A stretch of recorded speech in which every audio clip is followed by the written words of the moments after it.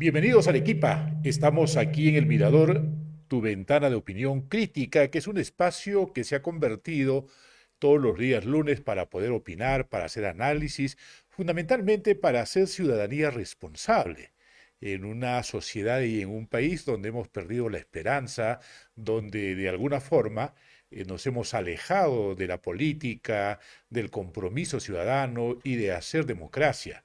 Y en este espacio lo que queremos alentar fundamentalmente es que usted sea el protagonista, que su opinión se escuche y al mismo tiempo tengamos a los actores claves debatiendo en esta ventana de opinión crítica. Bienvenido, Yoral. ¿Qué tal, Juan Carlos? ¿Qué tal a todos los amigos que nos están viendo a través de Volcán TV y a través de El Mirador? Bueno, nosotros vamos rápidamente. Estamos aquí a nuestra izquierda con Julio Ardiles, político y experto en desarrollo económico y ex miembro del partido aprista. Bueno, nosotros vamos a empezar con algunas notas nacionales, las que han dado la hora estos últimos minutos, y pues esta escasez de GLP, escasez de algunos productos, debido a que al bloqueo de estos mineros artesanales, llamados entre comillas artesanales, pero definitivamente informales, ¿no? La presidenta Dina Boluarte el día de hoy ha citado a las 11 de la mañana, y no sé si será un diálogo de sordos, pero para que estén los mineros, finalmente los informales o los formales o los artesanales, teniendo la posibilidad de llegar a un consenso. ¿Qué es lo que pasa? Son más de 31.500 los que sí pueden formalizarse de otra manera, pero hay más de 50.500 que está difícil que se formalicen. ¿Pero por qué motivo no se pueden formalizar? ¿Qué Claro, requisitos? el problema es una gran mesida, ¿no? Ya aprendió Dina de los cubileteos que genera y la final, finalmente es de Morales un tiempo y probablemente en su discurso presidencial va a decir vamos a darle un año más al Reinfo para que puedan incorporarse.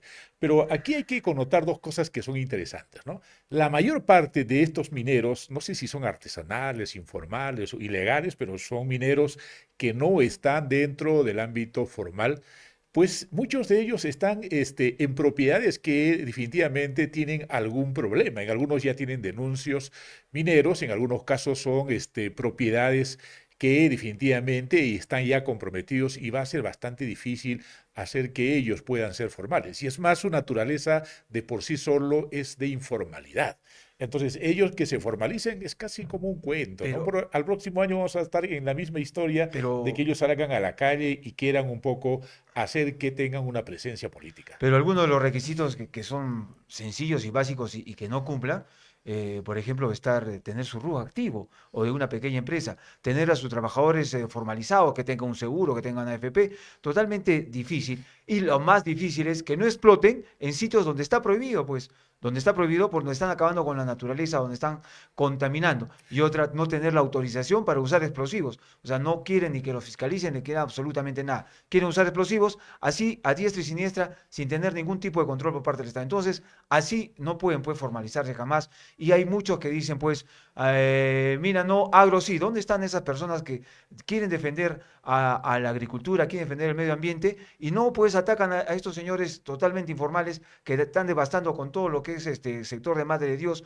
Acá, sin ir muy lejos, aquí en Arequipa pasa lo mismo, en cuencas o en cabeceras de cuencas están haciendo lo mismo porque también dinamitan, explotan, y pues en total. ¿Y qué trae con eso? Trata de blancas, trae corrupción, trae crímenes, asesinatos. Es decir, no podemos vivir en esa informalidad y eso es lo que quiere, pues Claro, finalmente tiene que poner el gobierno mano dura al respecto. claro, Dice que genera un montón de dinero, pero ese dinero pues también que pase pues por las arcas específicamente del Estado, ¿no? claro, el tema aquí es que el Redinfo es una forma de escapatoria a los delitos mineros que ellos cometen. Apenas que estén registrados, por ejemplo, ellos no podrían ser investigados, no podrían ser de alguna forma convocados por la justicia para que rindan cuentas. Entonces, de tal forma, el Redinfo simplemente es una pequeña escapatoria a una realidad donde la Fiscalía, el Poder Judicial y todos debieran hacer una intervención de esa naturaleza. Entonces, desde nuestro punto de vista, fundamentalmente, esta es una gran mesida a todos los mineros y deben reconocerlo, y que finalmente pues le darán un año más de Redinfo y continuaremos con la gran informalidad, con la gran ilegalidad de esta gran necesidad de Pero, poder comercializar el oro de forma como lo están haciendo de esta forma, pero ¿no? la Mesía de quién es, pues. de Dina y de de la Pero si los derecha. que no quieren formalizarse son ellos. Sí, No pero quieren, o sea, no quieren sacar su RU, no quieren sacar permisos, autorizaciones para tener un informe referente ambiental de dónde tienen que explotar. Entonces ellos son los que tienen eh, que cumplir. es que es Y la es misma. difícil que nunca lo van a, esta es otra cosa, que nunca lo van a cumplir. A duras penas, la tía querida de todos, la tía María, dice que ha cumplido y todos lo observan. Entonces, cumplir con ese requisito que es específicamente este informe medioambiental de no depredar lo que es la naturaleza, es difícil, difícil, difícil, pero porque toda actividad del ser humano, todo el mundo lo sabe, que finalmente daña a la tierra, daña específicamente a lo que es nuestra naturaleza. Entonces, si vamos a estar por ese sentido de que es una mesida, lo que están meciendo acá son los mineros informales que más bien quieren agarrar del cuello al gobierno y decirle, oye, me vas a dar autorización, hago lo que yo quiero, si no, te tumbo. Es Y una, ese es el temor. Y muchos políticos, incluido algunos de aquí de Arequipa,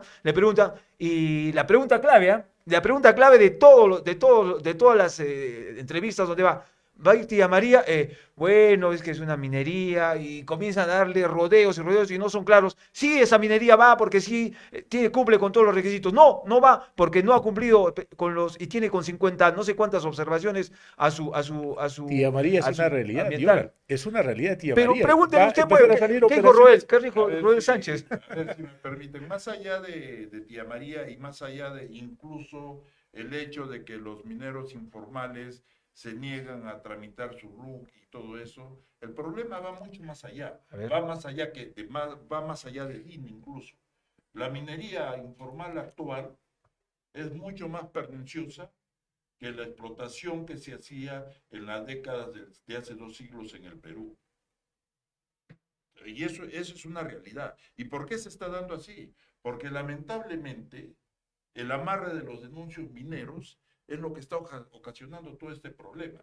Porque uno de los requisitos para el REINFO es tener denuncio y si no tienes denuncio, tener un contrato con el que tiene el denuncio. Ese es otro requisito ¿No? que no cumple. No, ese es el requisito clave. Fundamental. ¿Qué es lo Pero, que sucede? pero no lo El cumple, Perú, pues. discúlpame, el Perú prácticamente el 90% de su territorio está denunciado. Además, hasta la plaza de armas de Arequipa está denunciado. Está denunciado. ¿Ya? Entonces, ¿qué pasa? Si tú quieres ir a trabajar a un denuncio, ¿qué te dice el propietario? El propietario te dice, ¿sabes qué? Yo pago mi vigencia en minas y como yo pago mi vigencia en minas, entonces de lo que tú explotas, el 50% me lo das a mí, el 50% te lo llevas tú. Es que la gran Y informalidad. ese minero informal entra sin protección, entra sin seguridad, en las peores condiciones a trabajar ¿para quién? Para el dueño del denuncio minero. Ese es el tema claro.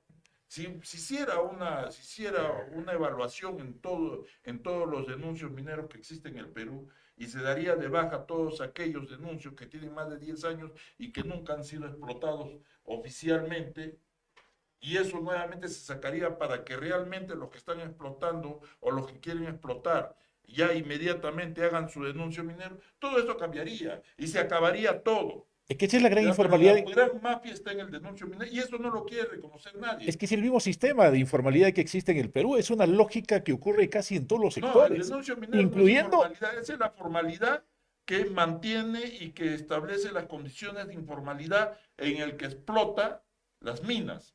Pero ellos se llevan el 40, el 50% de esa Claro. explotación. ¿Y a dónde lo llevan? Lo llevan a sus plantas de procesamiento, donde debería salir ya legalizado ese oro. Pero ¿qué pasa? Esas mismas plantas de procesamiento hacen también el trabajo sucio. ¿Y eso acaso lo controla el Ministerio de Energía y Minas? Tampoco lo controla. Pero es lo Son que quieren mafias controlar, que pues. van más allá de la gente que está bloqueando las carreteras. Son mafias que van más allá de toda esa gente que está como topos cavando en los cerros para sacar un poquito de mineral. Eso es Esa es la realidad y eso no lo quiere ver nadie. Y cuando tú hablas de eso, todo el mundo se voltea para atrás. No lo quieren reconocer ni los congresistas de derecha, ni los congresistas de izquierda, ni los ministros, ni la presidenta, ni los políticos, ni los dueños de los partidos Ahí está el políticos poder. actuales. Nadie quiere reconocer por qué. Porque ahí está el poder, ahí está la plata. Ahí está el Claro, poder es que económico y lo que sucede en La Joya, pues con esta joya, esta mini La Joya. Es lo único que recibe todo ese material, hasta ilegal, ni siquiera denunciado, ni siquiera formalizado para el Estado, para el gobierno, y ahí es donde sacan, pues es lo que pasa, esa refinería, y hay muchas más en todo el país, como he dicho, y hace muchos años este ingeniero Paucar, que era gerente de, ya lo dijo, ya pues ya está, mire, es el mapa del equipo.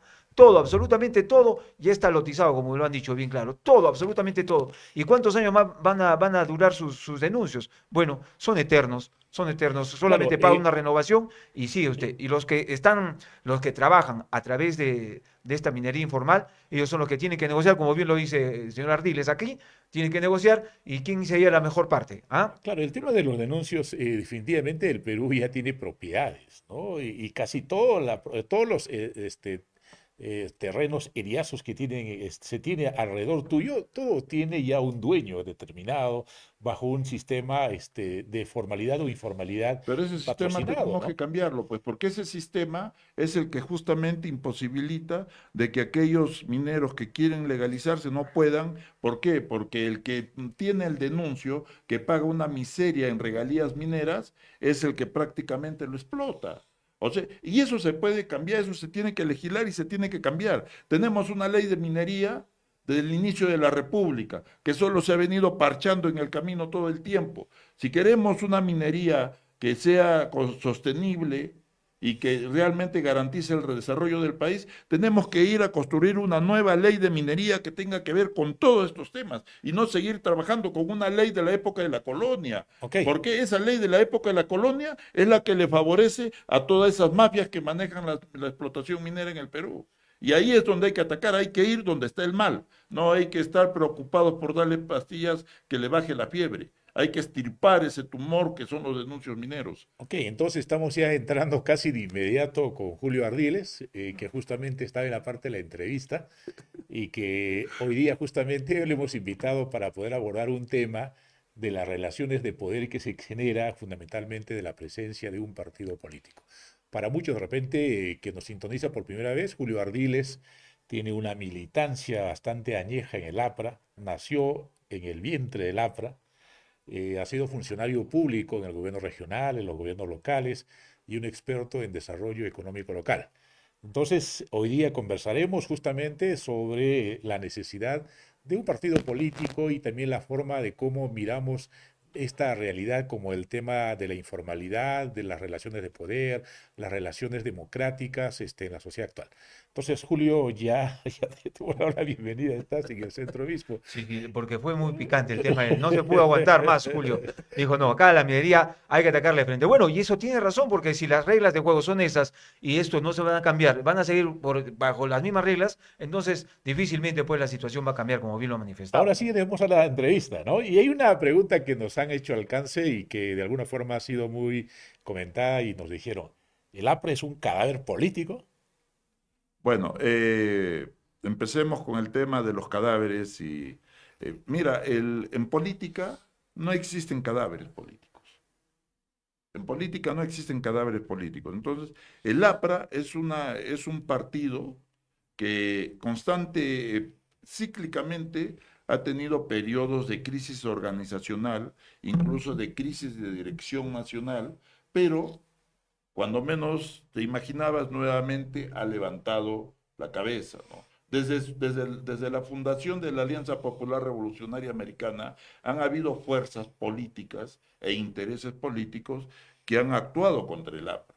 Por eso es que hasta la década de los 80 del siglo pasado, acá en este país se decía que habían dos partidos políticos nada más, los apristas y los antiapristas.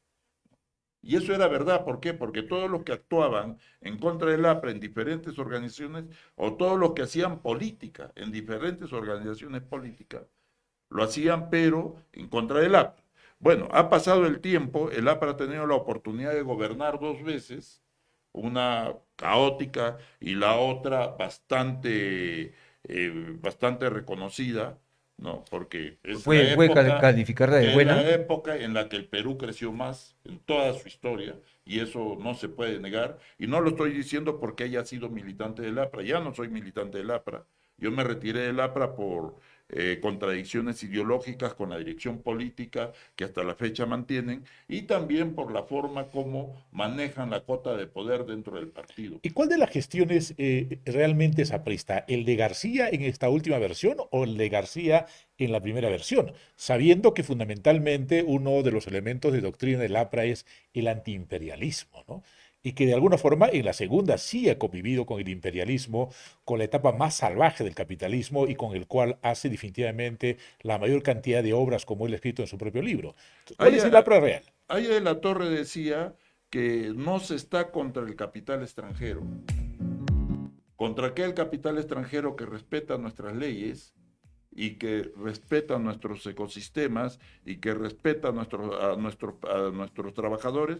Contra esos capitales no estamos. O sea, Estamos contra los capitales que violan las leyes. Estamos contra los capitales que dañan el medio ambiente. O sea, esa es la posición clara del antiimperialismo del APRA. No es que simplemente soy antiimperialista y porque soy antiimperialista me declaro anticapitalista. No. Ahí de la Torre toda la vida dijo, si nosotros nos falta el capital, entonces tenemos que decir, bienvenido el capital, pero que respete nuestras leyes. o sea, Ahora el capital está traducido ¿en qué? En tecnología. Entonces, porque somos antiimperialistas, vamos a cerrarnos a la tecnología. No puede ser así. O sea, ese capital con el que trabajó Alan García, que es Odebrecht, ¿ese es un capital bienvenido al país? Esa es una de las razones por la que no soy militante del APRA, justamente. O sea, te estoy diciendo, Aya de la Torre decía, yo no te estoy diciendo Alan García gobernó con esto o no gobernó con esto. Entonces, en términos ideológicos del partido aprista, el capital que viene tiene que beneficiar al país, pero tiene que respetar nuestras leyes. Ese capital que no respeta nuestras leyes, como el caso de Odebrecht, ese es un capital negativo que no lo tenemos que aceptar, a pesar de que ese capital venía el trabajo de embajador que hacía Lula, ¿no es cierto?, al grupo Odebrecht en América Latina, porque no solo fue en el Perú. ¿Quién fue el que promocionó al grupo Odebrecht a nivel de toda América Latina, incluso hasta en el África? Fue Lula, Lula da Silva, el gran líder de los sindicalistas brasileros, ¿no? Y de izquierda, del Partido del Trabajo, que ha llegado al gobierno 3 veces. Él fue una de las cabezas, él fue el principal embajador. Entonces, cuando existe ese tipo de líderes que promueven la corrupción y que promueven capitales que dañan, porque se supone que si venía Lula era un capital de izquierda, o sea, era un capital nacionalista, era un capital que nos iba a respetar, pero los resultados han sido que no. O Claro, sea, hay que conocer la historia en toda su magnitud, claro, pero ¿no? al final el mismo Brasil, de alguna forma, en ese tiempo se considera la quinta economía más grande del mundo. Así es, sí. Y la quinta economía, justamente con estos mecanismos de corrupción como tal, ¿no? Entonces, ¿tú cómo te sientes como aprista cuando lees la historia? Mira, yo como me siento como allista, puedo decir, yo ya no soy militante del Partido Aprista Peruano, pero yo no he renunciado, Pero sigue corriendo yo por no, tus venas pero, el APRA. no, yo no he renunciado a mi doctrina, La ideología, ¿no? no he renunciado a mi ideología. ¿No? Naturalmente que yo siento de que en este país durante los 2 gobiernos del APRA se han podido hacer muchas cosas. Se ha podido mejorar mucho lo que se hizo bien y se ha podido mejorar y arreglar lo que se hizo mal. Pero lamentablemente no se dio. ¿Por qué? Porque el poder, la forma como se establecen las condiciones del poder desde el gobierno, a las finales termina pues neutralizando cualquier posición principista en los gobernantes. Y eso no solo ha pasado con García, eso ha pasado con la Villarán, eso pasó con Toledo, eso ha pasado con Humala, con todos ha pasado, Pero ¿no? con O ellos sea, ¿por podía, qué? con ellos había justificación, ¿Cómo que porque había justificación? Villarán, Humala tienen formación doctrinaria y no lo tienen. El APRA sí tenía una formación doctrinaria. ¿Cómo que no tiene formación doctrinaria, ¿Humala tiene Villarán, formación Villarán. doctrinaria? No tiene. Ah, Humala no, pero cómo que Villarán, no tiene? O sea, militar Por- será. ¿qué es lo que tú crees que en el Militar, ejército no les dan claro, formación? claro que Y esa sí. ideología se llama militarismo.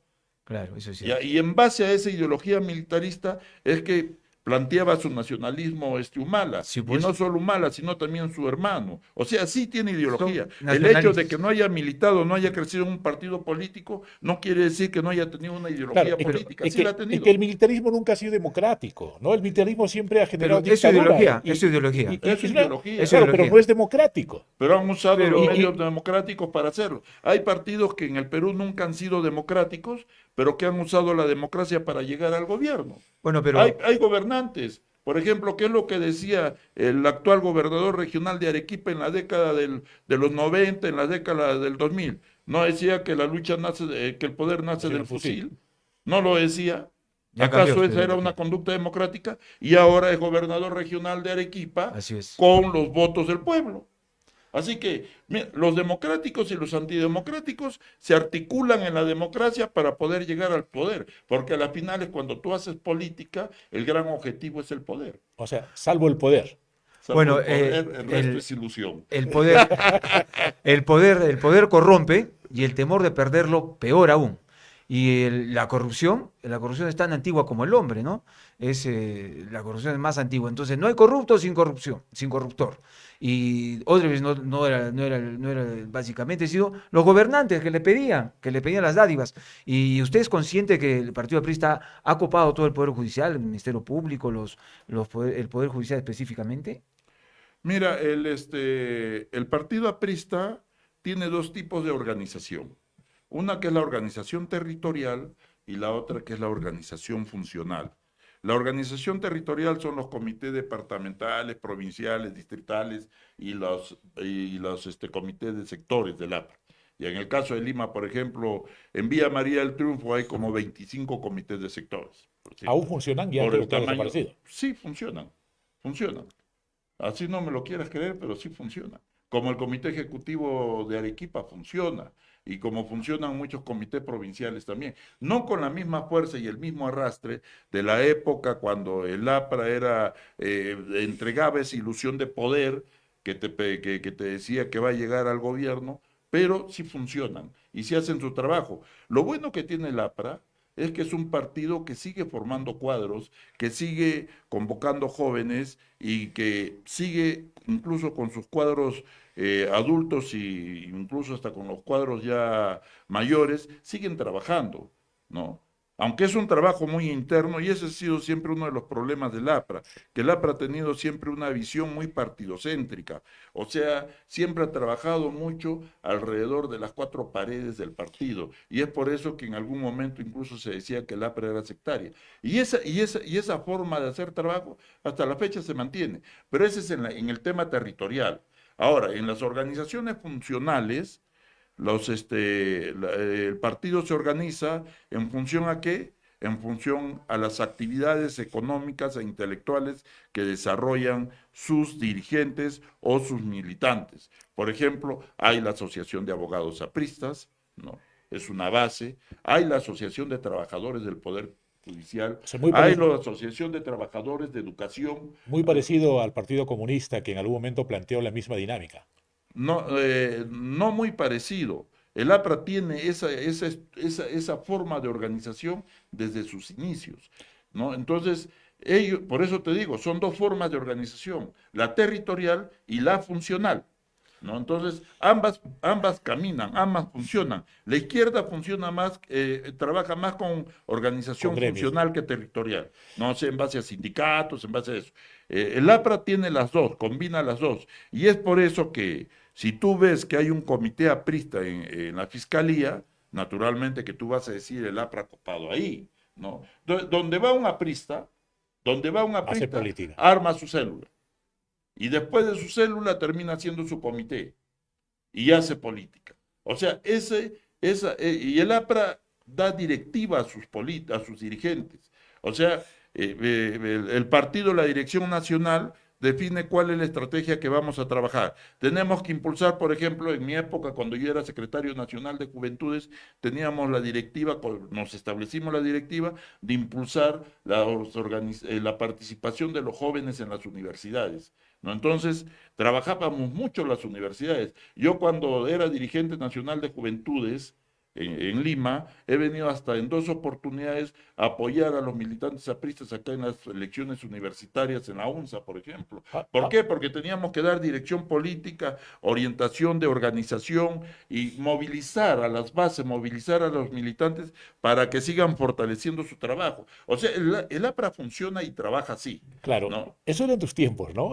Ahora tú vas a la universidad, los movimientos políticos que justamente están en campaña ahora, Ha habido su discusión elecciones. es del capibara, del miau, que realmente se ha convertido en un espacio bastante, no sé, ¿no? Yo nunca he visto que la universidad ha podido caer a tan grado de degradación en el manejo político. Pero, Julio, volviendo un poco al APRA.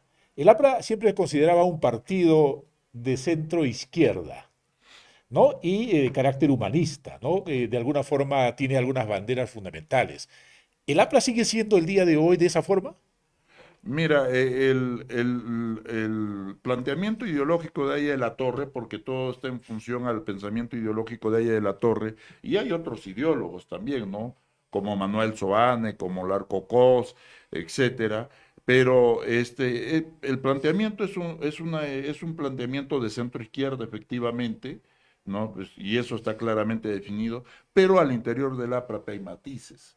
¿No? Tú vas a encontrar desde gente que está hacia la izquierda, como los movimientos, por ejemplo, Vanguardia Aprista, O el MIR mismo, ¿no? ¿no? O el MIR, que bueno, ya el MIR es de la época de Lucho de la Puente, que luego terminó constituyéndose primero fue Rebelde. el APRA rebelde y después se convirtió en el movimiento de izquierda revolucionaria, que fue ya cuando ellos tomaron las armas y emulando un poco a Búfalo Barreto y la revolución del 45, del 7 de julio del 45, ¿no? Se levantaron en armas también e hicieron guerrillas en el Perú.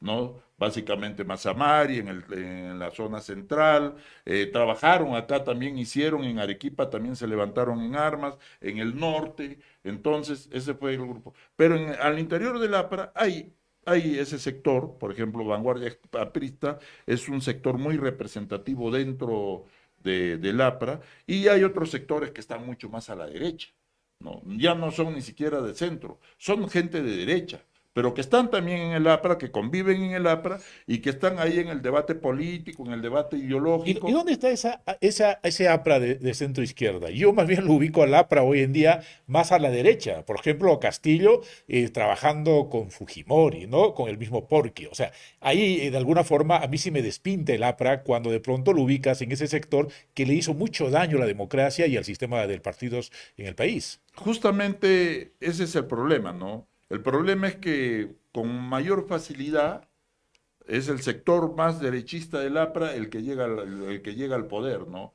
Entonces hemos tenido a Mauricio P. negociando con la Keiko en su última etapa de congresista, ¿no? Imagínate, ¿no? Entonces, cuando ya existían los Fuji apristas, O tu ¿no? compañero Alan García yendo en una lista con la Lourdes Flores. Alan García y su alianza política con la Lourdes Flores, por ejemplo, ¿no? Perdón, se presentan, por eso te digo, son temas de matices.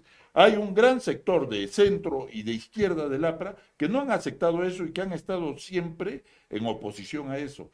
Por eso es que ahora es muy importante este proceso electoral interno que se está dando, donde, por ejemplo, hay gente nueva como Belén García, ¿no? Está Benigno Chirinos, que es un eterno sindicalista que viene desde la época de los trabajadores de Pescaperú, ¿no? Está por Juan Carlos Sánchez Montes de Oca, que es otro cuadro relativamente joven, que también es de un sector más de izquierda, pero que está compitiendo contra quién? Está compitiendo contra Jorge del Castillo, contra Mauricio Mulder, contra este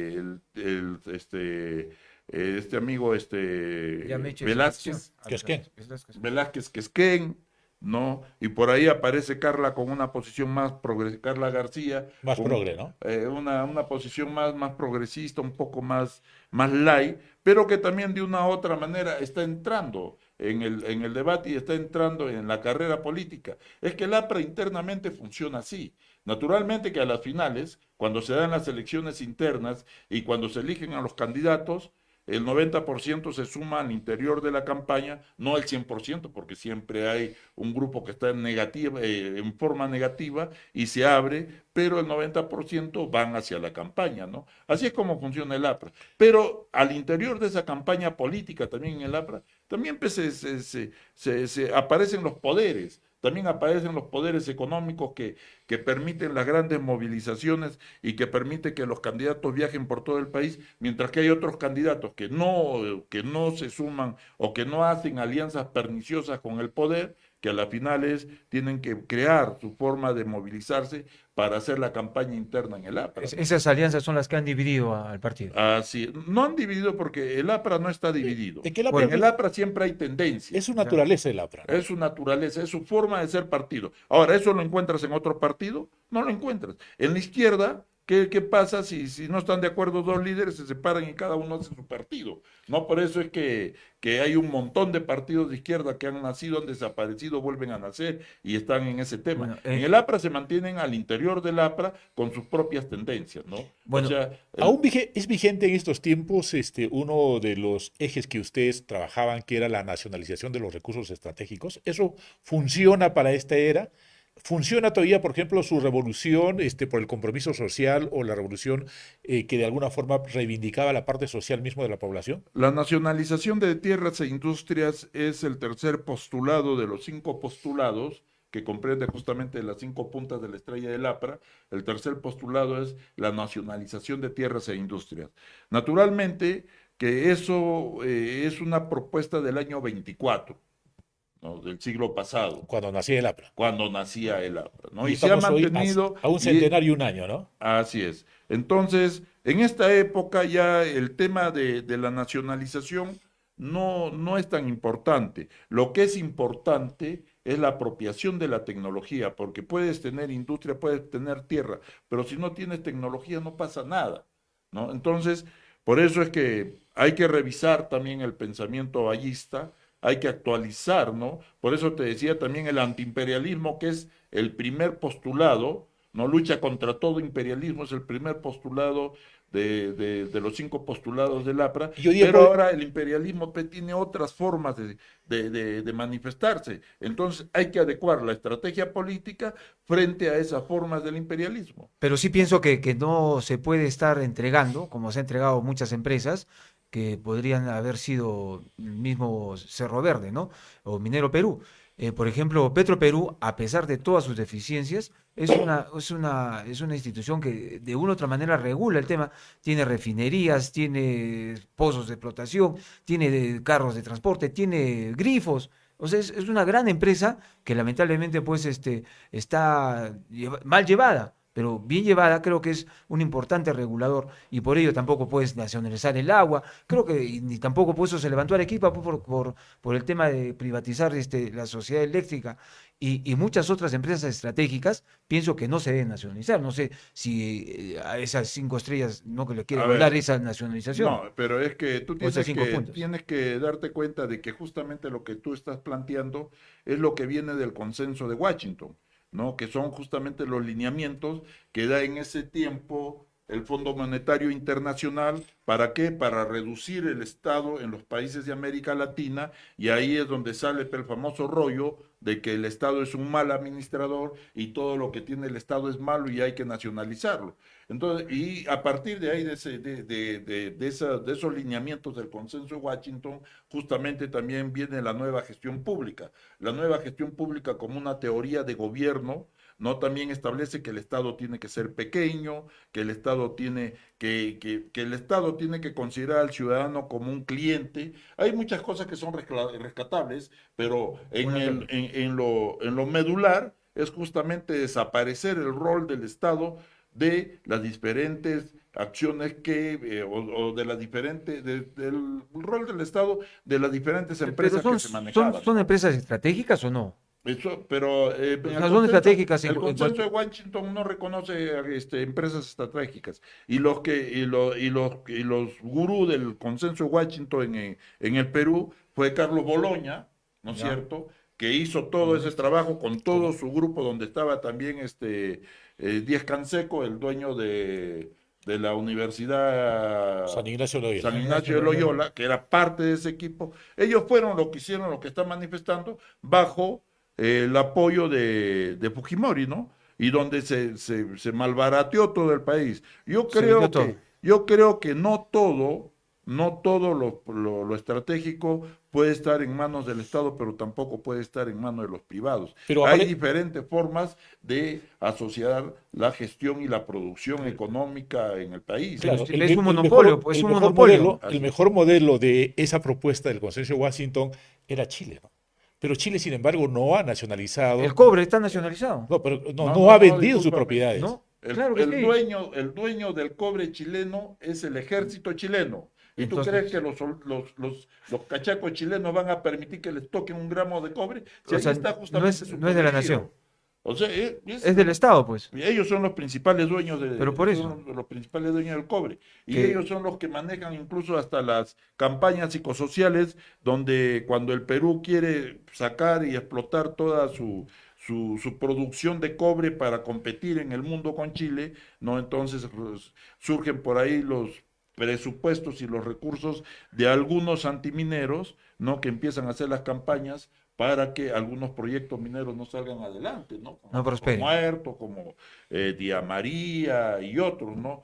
Entonces, pero esa es la forma como el mundo ya funciona y esas son las acciones que justamente en una posición antiimperialista y en una posición nacionalista tenemos que evaluar bien para poder establecer líneas de política que nos permitan garantizar que nuestros recursos nacionales sean bien explotados y a las finales también puedan ser invertidos en el desarrollo del país. ¿Alan García fue lo mejor que pudo pasar en el APRA o fue lo peor que ha podido ocurrir en el APRA? Alan García definitivamente fue un líder comparable en su generación, definitivamente. En su generación no surgió otro líder con las cualidades y las capacidades de Alan García. Y eso, cuando te digo en su generación, no estoy hablando solo del APRA, estoy hablando de todos los partidos políticos. No ha habido un líder con sus capacidades y sus cualidades. Y eso, naturalmente, hace que la valla quede muy alta, ¿no?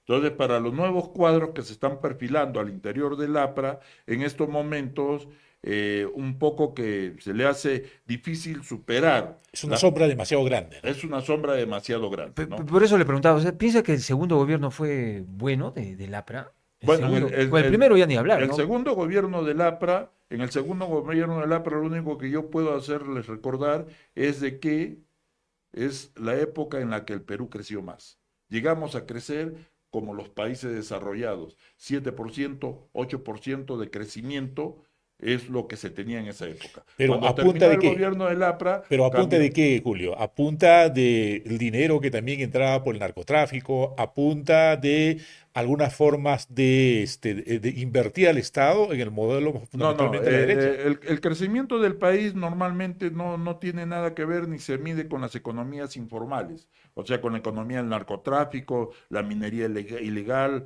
la trata de personas, esas son las economías ilegales. Con esas economías ilegales no se mide el crecimiento del país, de un país. El crecimiento de un país se mide con el Producto Bruto Interno y con el índice de exportación del país. Pero por eso, ¿qué El APRA, exportaban? Minería. en el gobierno del APRA se firmaron más de 45 tratados de comercio con países no solo de América, sino también países del mundo. Y esos tratados de comercio son los que permitió que la producción peruana entrara al mercado internacional y eso fue lo que generó el crecimiento económico en el país, Que ¿no? fue la coyuntura. Lamentablemente eso en el camino se fue perdiendo y hemos llegado, ¿cuánto estamos creciendo ahora? No estamos llegando ni al 2%. 2 o 3% probablemente cerremos, ¿no? Pero Alan García definitivamente ha tenido una destacada forma de hacer política en el país, porque en este momento no hay un líder de la misma talla de García, y eso hay que reconocerlo. Pero, sin embargo, yo creo que también ha sido como la autodestrucción del APRA, ¿no? Porque después del gobierno de Alan García, el APRA no muestra un líder político, su doctrina, sus ejes estratégicos como que de pronto ya no prenden. y de pronto tú mismo sales del partido aprista, así como tú seguramente han salido muchos en el país.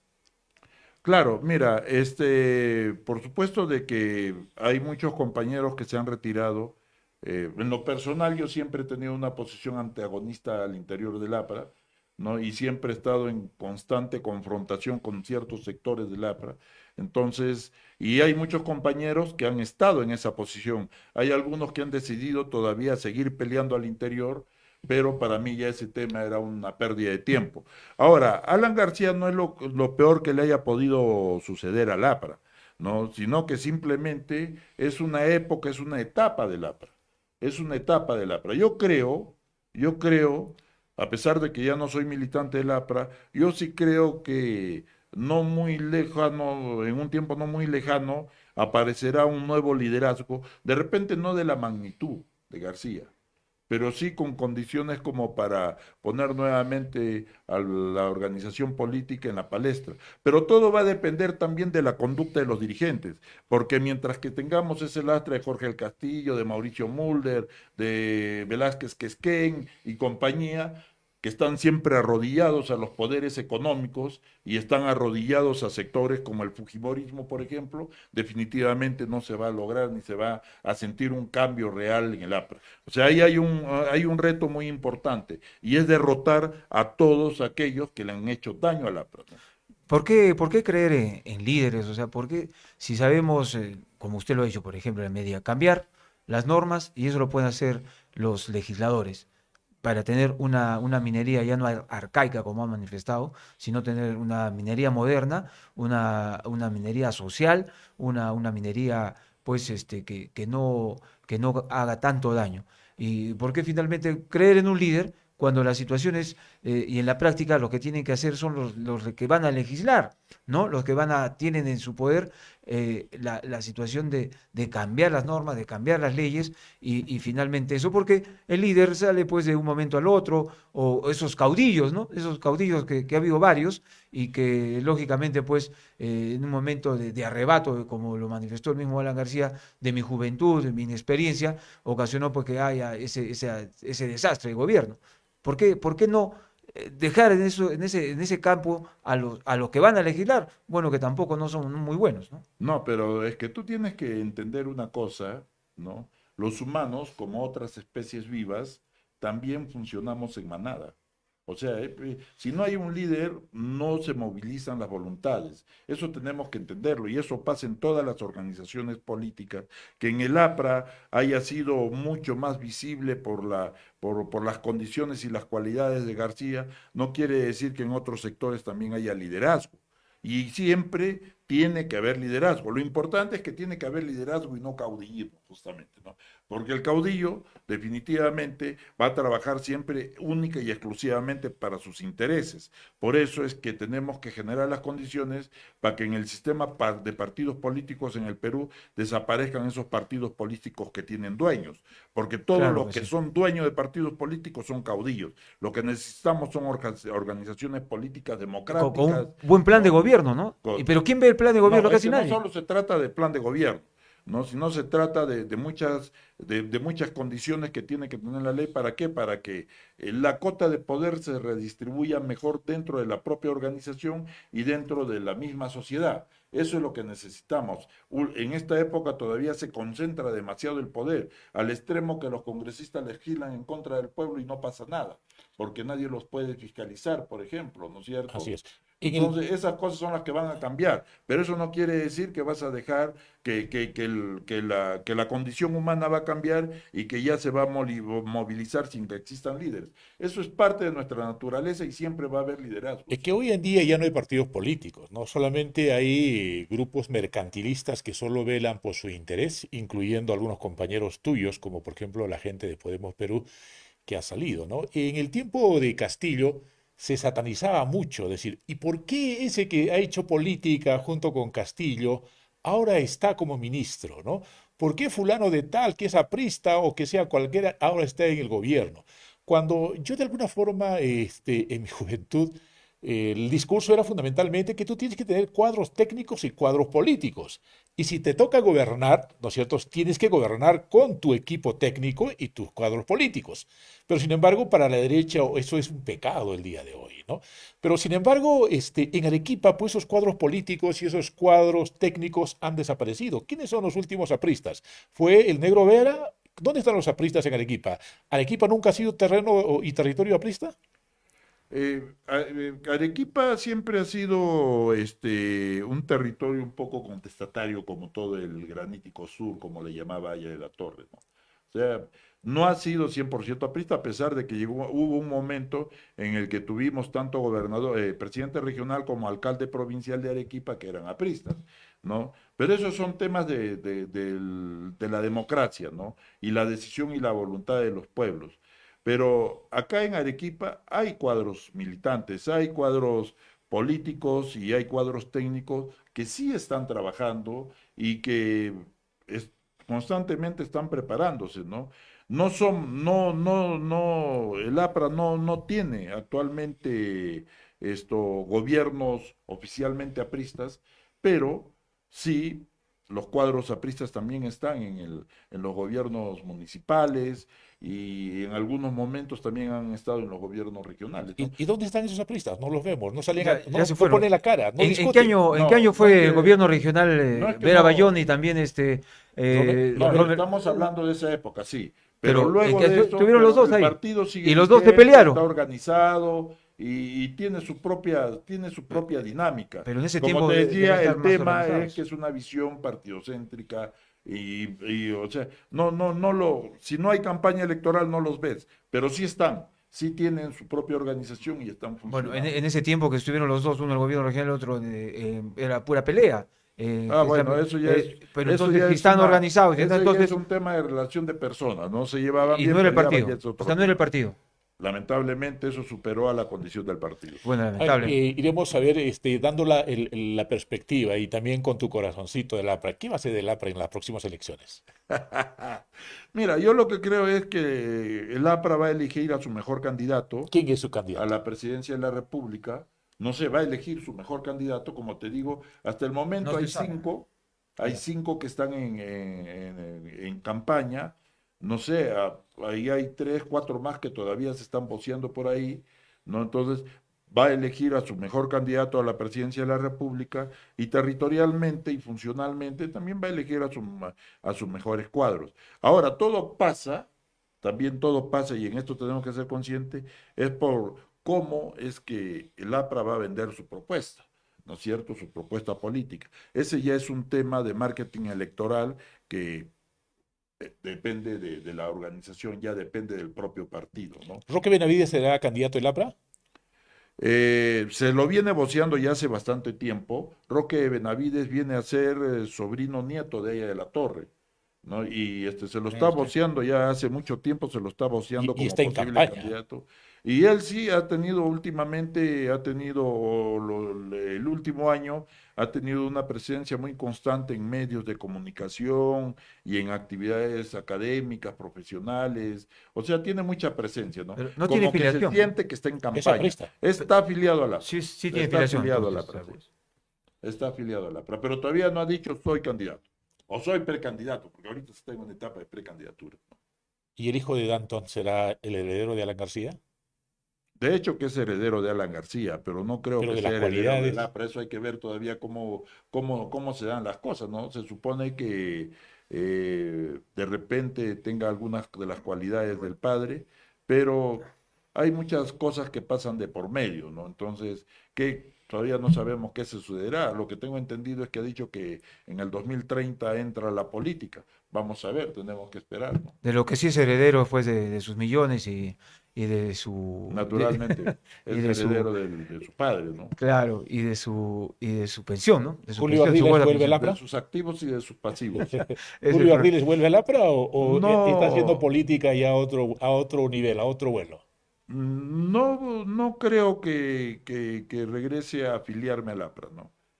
porque ya, Pero, o sea, ha renunciado. yo ya hace tiempo, ya hace casi O sea, 10 no años que figura en estoy las, no figura en el. fuera ¿Está en la del categoría de los partido. apristas renegados? Porque hay esa categoría de los apristas renegados, ¿no? No soy renegado porque yo no, no siento que he hecho mal cuando he estado en el APRA.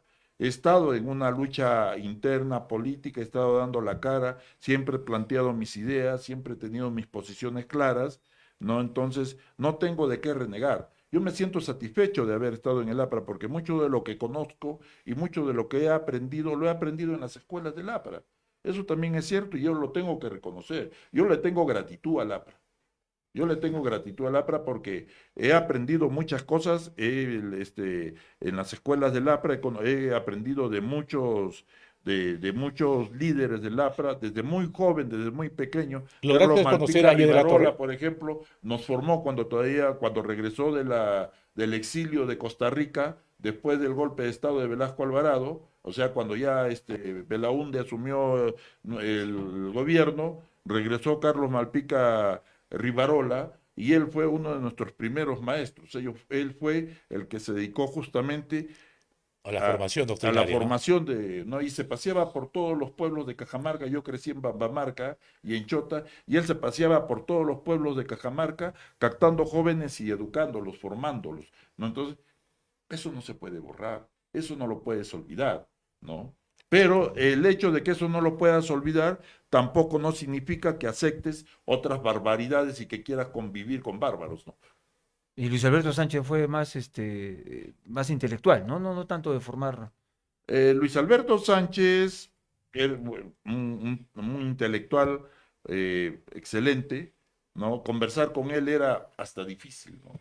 ¿Por qué era difícil? Porque tú hablabas con él y constantemente te estaba corrigiendo y te decía, esa es la forma como tenemos que formarnos y tenemos que crecer. A mí también me han educado así, ¿no? Y a veces caía cargoso y espeso, pero era así, pues él, ¿no? Pero también fue maestro de grandes juventudes, no te olvides que fue 3 veces rector de la Universidad de San Marcos. Sí, pues, Muy bien, una luminaria. Julio, realmente ha sido interesante conversar contigo y lo planteamos esto en el Mirador porque necesitamos formar políticamente al elector.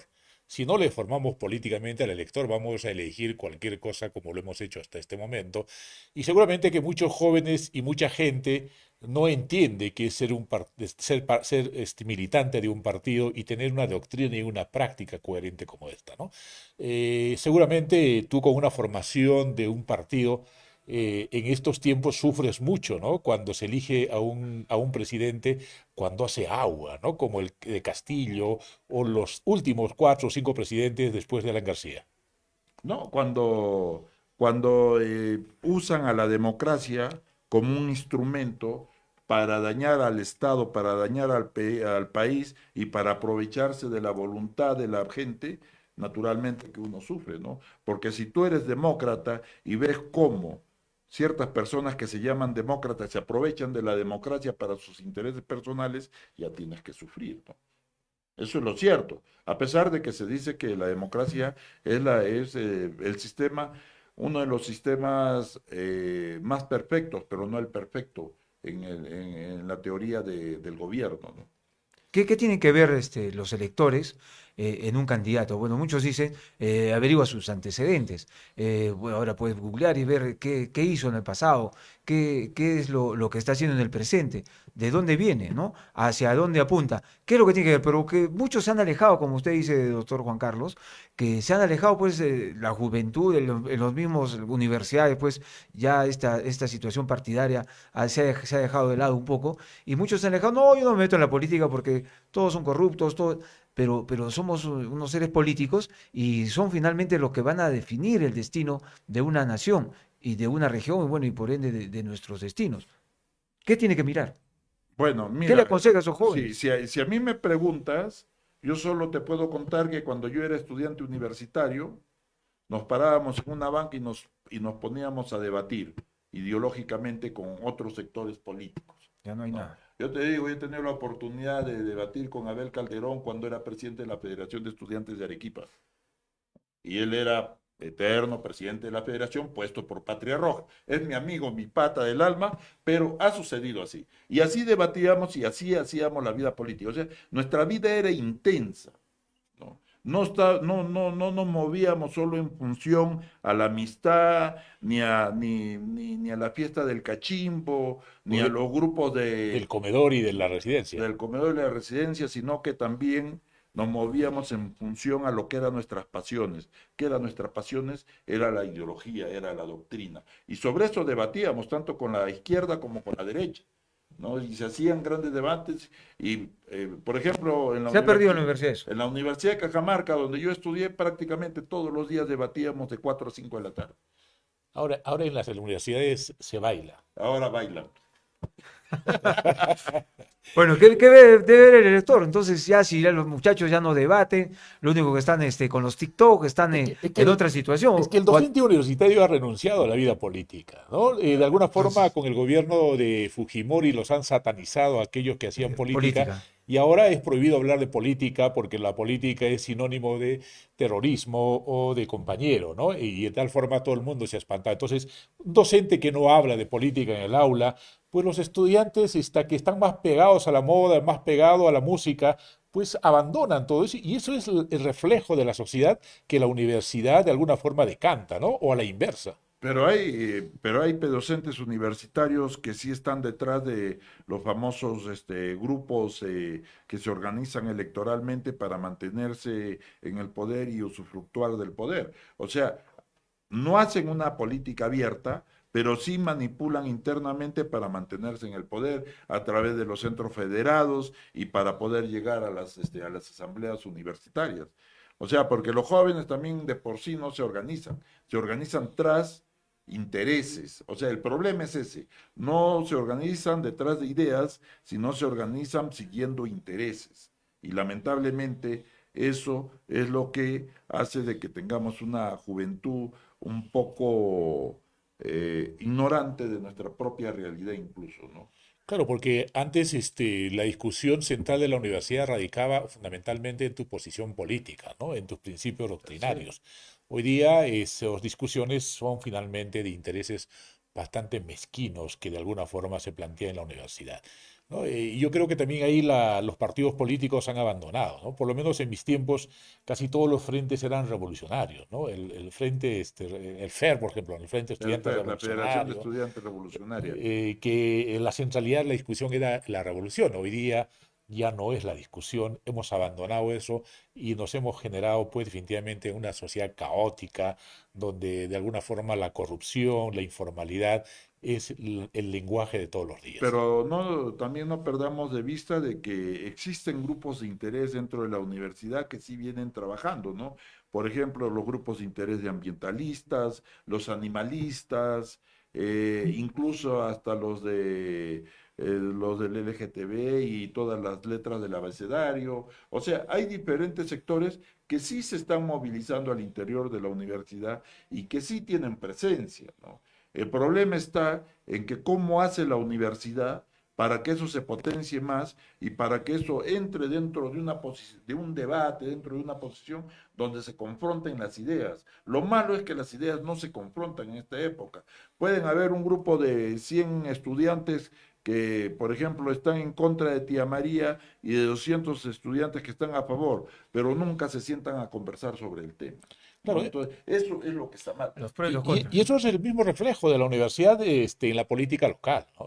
Los candidatos hoy en día, ¿qué cosa prefieren? Prefieren mostrarse por TikTok bailando, ¿no? Como por ejemplo el alcalde de Socabaya o el alcalde de Alto Selva Alegre, A ¿no? pesar de que el alcalde de Socabaya proviene de los sectores más radicales de la izquierda, pero así es como muta la gente, ¿no?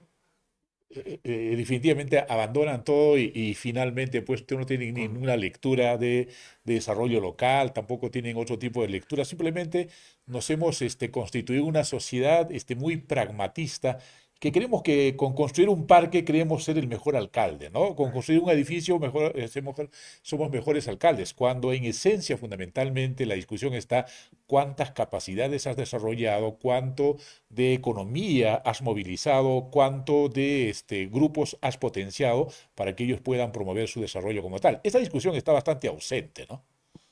Así es, por eso te decía, todo pasa por cómo la universidad también define su rol dentro del proceso formativo del joven, ¿no?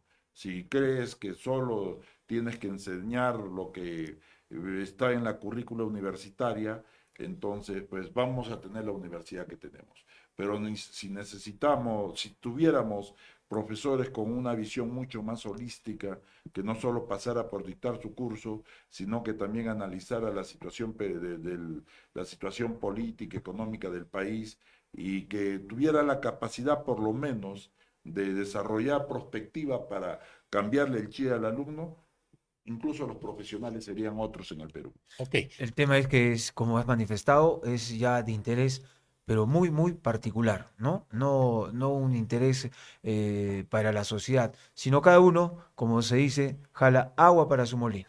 con todo ese potencial político, ¿qué va a ser el futuro de Julio Ardiles? Yo sigo haciendo mi vida, sigo trabajando y yo trabajo de acuerdo a mi ideología y a mis principios, ¿no? O sea, lo que yo hago está centrado en mi pensamiento político.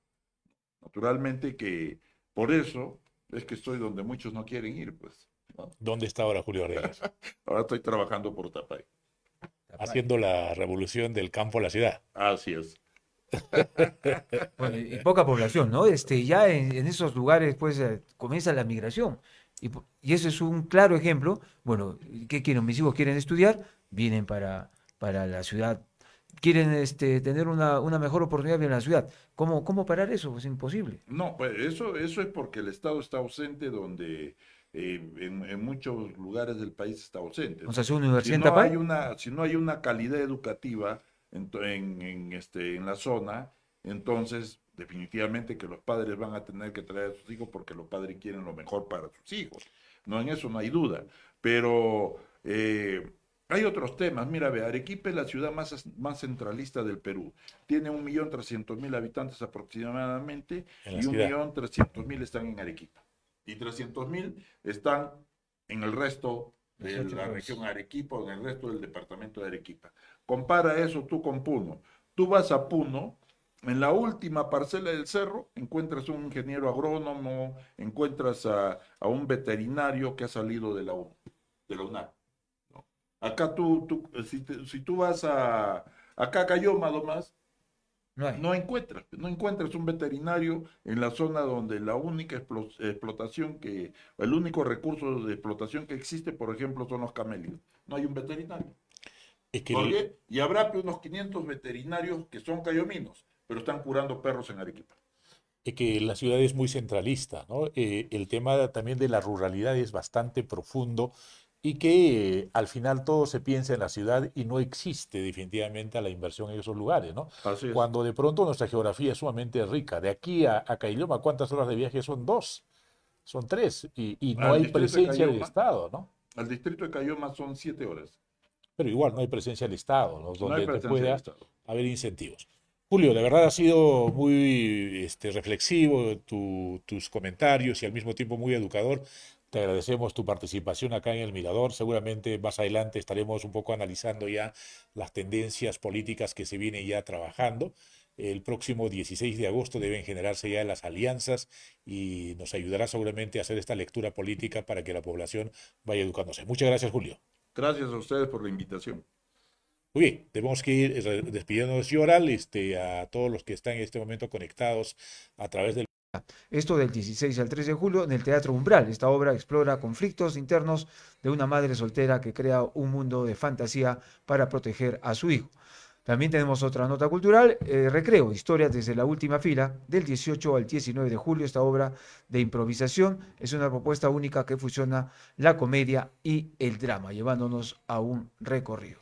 Y por último, una exposición escultórica, los 485 años de Arequipa, ¿no? Esto será el 19 de julio y esta convocatoria celebra la tradición y la cultura artística de Arequipa a través de la escultura. Estos artistas locales mostrando sus obras, esta exposición representa la fuerza de creatividad en la ciudad, desde piezas modernas hasta representaciones tradicionales de nuestra identidad.